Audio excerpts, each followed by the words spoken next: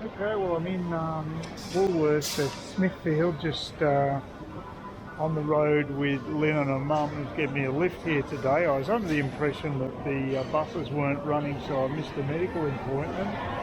And then I discovered that the buses are indeed running, so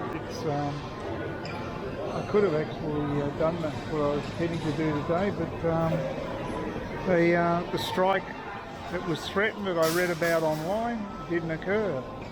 So I'm going to have to, I've had that appointment deferred. So don't believe what you read in the media. I was looking here for frozen turkeys, and I found them. They've got a few. The small size is actually listed at $37.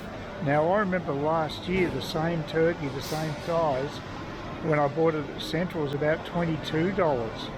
So that's a huge increase in price. And I guess a sign of the times. So it's too expensive for my liking. Maybe they'll discount them. That's way too rich for my, as far as I'm concerned. So I passed on it. So yeah, we'll see what happens. But I did buy a small amount of ginger. I'm not sure what they charged me. I'll have a look on my. I intend to plant it and propagate my own ginger. It might be $2.57. It's $45 a kilo, so it's only a small amount. That must be it. So yeah, I've got it. That's good. That's the amount of ginger I bought. So it's not big, but hopefully that's an eye, and I'll be able to plant that and propagate it. We'll see how it goes. Anyway, $2.40 is not too bad, so I'll give that a go, and if I successfully propagate it, it'll pay for itself very quickly. So I actually used ginger powder in the curry I made last night, chicken curry. So anyway, I don't know what's happened to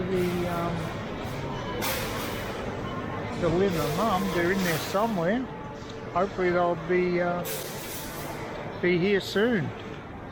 Oh, Lynn just called me from inside the supermarket. Lucky, because I'd forgotten to buy my rice, which is one of the major reasons I came here today, was to get some rice and basmati rice. And without a list, I forget. I just got distracted with other stuff, and I forgot to buy the bloody stuff. So she's a saviour. So I'll fix her up with cash for that when she comes outside. So that's why it's always good to write down a list of shopping items, because invariably I will forget if I don't have something on paper. So well done, Lynn, you've saved me today. That might be it there. She's holding up a pack, I think. I can't tell in my sort of pictures. I've got no idea. Hi everyone, it's Saturday. The last Saturday in November. Yeah, so just getting a little bit of gardening done today, because there were some seeds, some green seeds, some spinach and another sort of spinach substitute, but a tropical variety that I wanted to plant and just see how they come up. I don't think I planted them before, although I should have labelled the ones that I've got growing. They're quite big, thick leaves.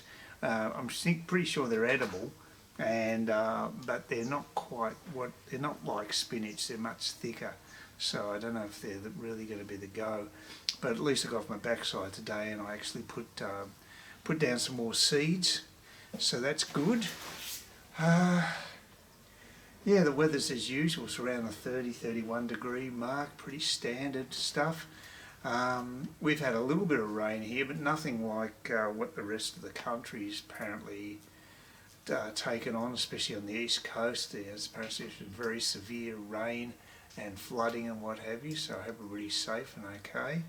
And nowhere near as bad here. It's actually we've had worse rain here prior to this, although we're going to be getting a fair bit over summer according to the forecast, and that is normal for this time of year, but apparently it's going to be wetter than usual, so we'll see.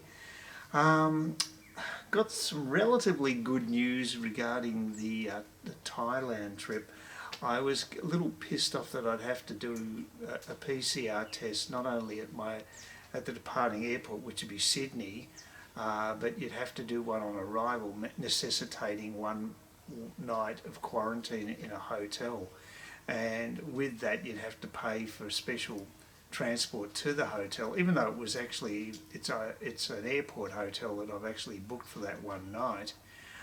They'd still probably rip me off because it'd have to be special COVID type conditions you transport, even though it's only a few blocks from the bloody airport. But I don't know. But anyway, that's apparently all changed. There was a 180 done by the authorities regarding all that, and I think it was spurred on by the fact that Cambodia had announced that all you had to do was an antigen test when you arrive, and there was no quarantine required. And I think the Thais are a bit worried they're going to lose out to Cambodians. It is quite competitive for the tourist dollar in Southeast Asia, and soon after that, in a few months anyway, Vietnam will be also opening up more. They may actually speed up their opening if they find that their trial areas, they're only allowing package tours in at the moment, which doesn't do me any good whatsoever. That's the last thing I want to do, is just travel a country on a package tour. I want to have flexibility of an independent traveller. So it is a little easier now because I won't have to go into quarantine. I'll have to pay something for the test, but the results can be obtained in 15 minutes. So it's while you wait at the airport. Yeah, once you're given the green light, then you can just leave and you're good to go. So I still want to stay at the local airport hotel because I want to get my money changed up there, and I get a much better rate. So I think it's well worth doing that for just the one night. Also wouldn't mind checking out the beaches up there, because I don't think many people would ever do that. They'd never see the ones just near the airport. They'd basically head straight to Patong or one of the other beaches, and they wouldn't get to see it. I've been in two minds about the whole trip too. We just, I've already said that before, but I was just wondering whether my desperation to travel again is sort of clouding my judgment when it comes to this trip. Maybe I should just wait. I'm quite very happy to be going down to Brisbane and then the Sunshine Coast. That will be very good. That's only for a week, and but I'm looking forward to that. I've got no doubts about the wisdom of doing that. I'm in a bit of a rut, and it's good to break out of that. It was good when Lynn came over with her mum, and we went out and went to a few places, including Bunnings and supermarkets and nurseries and what have you. And it was just ended up having a drink at Blue Water, which isn't a bad place for a drink. I still think the Yorkeys Boat Club's better, but Blue Water's quite a reasonable place to have a drink. It's actually on the water, and it's reasonably decked out. But I don't think they have the same level of food that you've got at Yorkeys, and I'd like to go back there before I head overseas, because that is really good nosh that they've got there, especially with the squid. The barbecue squid's fantastic. So basically, it is getting a little easy going to Thailand. What I could do, if say they came up with another lockdown, or they came down hard and closed the bars or whatever, something like that happened, I'd certainly want to pull the plug on staying in Phuket. It wouldn't be worth being over there if that was the case. So what I could do in those circumstances is basically bail out of Thailand and go to Cambodia. Just get a plane, because that's one good thing about being in Phuket. There's plenty of connections at the airport, so there's direct flights to Cambodia from there. And if something like that did go pear-shaped on me, which can happen, and there's a big risk travelling at the moment, you just don't know. They've got the latest variant out of Africa, and they're scaring the crap out of people with that. It doesn't scare me necessarily, but it certainly scares governments, and when governments are scared, they start clamping down on the freedoms of the people. And if you want to go over for a holiday, the last thing I want is people, not being able to have a drink, being really hard-ass with the mask mandate. That's got me worried too. I don't know how hard they're going to go down on people with that, but there is some dissension amongst the Thais themselves that apparently more foreigners than Thais aren't wearing masks, and I saw that in the latest footage again in Patong. My philosophy is I don't think the masks do much good, so I'd rather not wear them if I could avoid it. But if it's a matter of someone sort of asking me to wear it, well, I'll say, yeah, I'll wear it because, you're obviously freaking out. So, I mean, the danger's in the eye of the beholder. But if people around me are happy not to be wearing masks, then I'm happy not to wear a mask as well. That's my philosophy. But I'd certainly follow the rules walking down in a crowded area and what have you. I certainly would stick by that. Apparently they're not enforcing it on the beach, so I suppose that's good, but I'm not going there for the beach. I've got a beach here anyway. I'm really going to for the social life, to going to the bars and chatting to fellow travellers, expats, that sort of thing, and just trying some Thai food and just general ambience of the place. And I'll travel around the island too, because now they've got that bus system at least that makes it cost effective to do that now, so that's good. And I might go to the islands again. That's up in the air because from what I can gather, there's a webcam on Koh Samui. I'll get it right eventually. Koh Samui. There's a webcam on there, and they've got the bar area, and none of the bars have opened since I've been looking at it. So, though maybe they're waiting till the 15th of January, because that's still the opening date for bars. Although it appears as if that's being ignored in Phuket. And if it wasn't ignored in Phuket, there'd be even less people there than there are now. Because it's obviously popular. People go to Bangalore, they don't go there to do clothes shopping and go to look for knickknacks and things. They go there just to sit back with other people and go to a bar and have a bit of fun or listen to some live music. And it's an entertainment area. So the Thais are kidding themselves if they think that if they're going to get away with closing that down. It's just not going to work. They're going to really shoot themselves in the foot. And I think that the authorities in Phuket have realised that and have a more pragmatic approach to it. They still have to be seen to be enforcing the law regarding mask mandates and things, but I think they've cut a bit of slack there. So hopefully that situation will stay like that, and that's fine by me. I don't mind. If I have to wear a mask walking down to that area, so be it. But once I'm actually locked at the bar and been, I don't want to have to be wearing one there. Well, you can't very well drink with the mask anyway, so obviously you're allowed to there. So, but that's a biggie for me.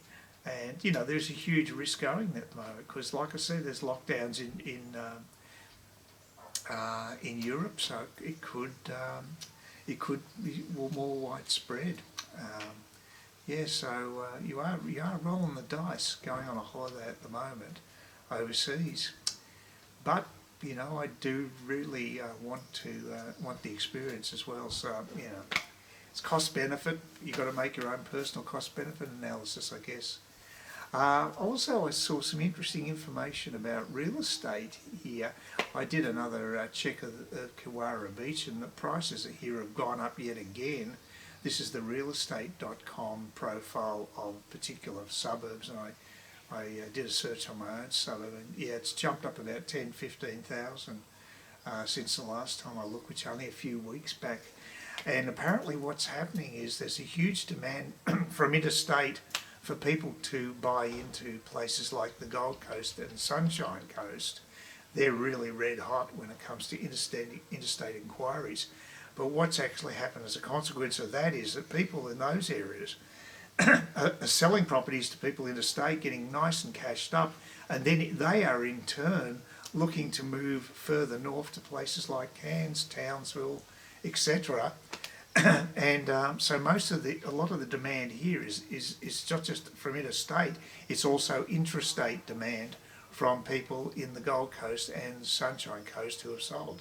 And I mean, I know that one of the people that watches my channel here is actually doing exactly that. So, although I think the others that talk to me have been from interstate, so it's a mix. But I'm not surprised to hear that there's lots of people within Queensland making the move up north. So that's interesting. I personally think this place will go from strength to strength. That's my own prediction. It's just a prediction. I don't have any great science behind that. I just think that the price differential is going to be enticing for people for some time. So when the boom has stopped down south, when prices start to fall back and maybe interest rates go up, you might find that the prices will either stabilise here or they might keep going up at a slower rate. Anything's possible, but I think it's a good place to be.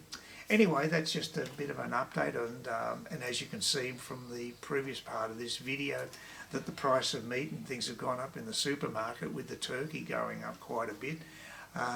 And apparently there was a TV report about that, but you know, I don't watch mainstream media, so I don't know about that. But I think it was Lynn's mum who told me that they'd had a report on TV about it, or it was Lynn herself. One of them did anyway. But yeah, so that's it's getting tougher to pay for the basics. So anyway, hope you enjoyed the video. Please give me thumbs up, thumbs down, comment, and consider subscribing. I'm getting very close to the 700 mark. Will I make it? Will I get there? Who knows? With your help, maybe. Okay, have a great day.